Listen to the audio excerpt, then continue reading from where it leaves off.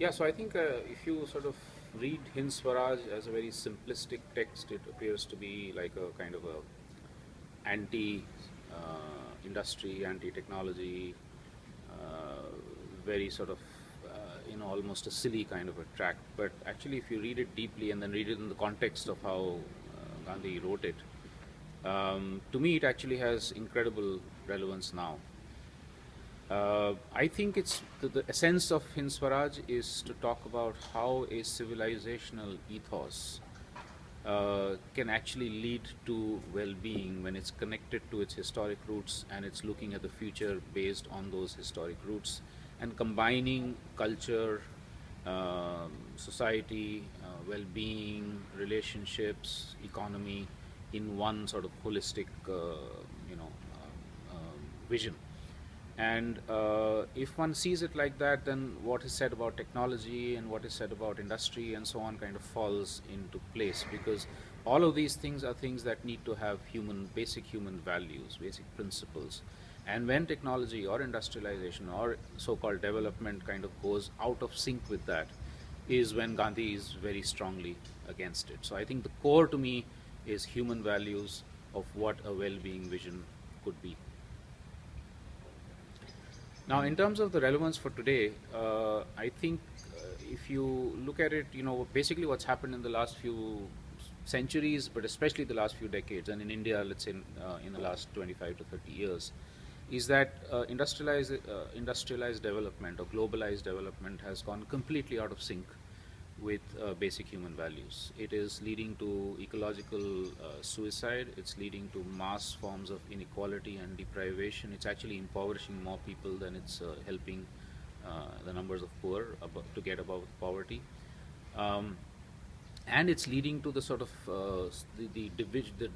dividing between people and nature, people and people, individuals against themselves, individuals against other individuals, communities against communities. And you can actually see this in the kind of conflicts that are taking place, the social conflicts, the conflicts with relation to access to water, to natural resources, land, and so on.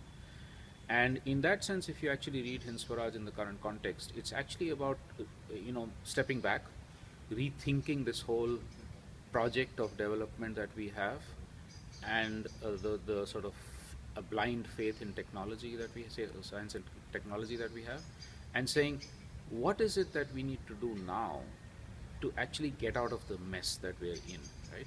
A mess in which the planet itself is going to be is already rebelling against us, and extinction is very much on the cards for millions and millions of species, including ours.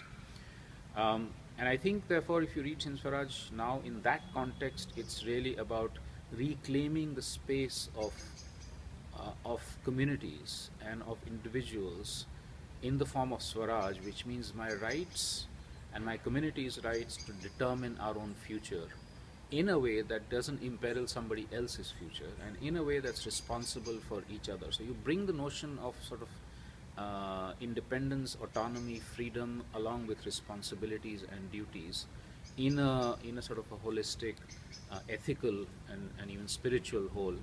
You find that you have to then really fundamentally question the current models of development and governance and so on, and move into radically different forms of economic arrangements, of localization, of self-reliance for communities, for all of us, of connecting back to nature and being part of nature, connecting back to each other, living much more collective lives.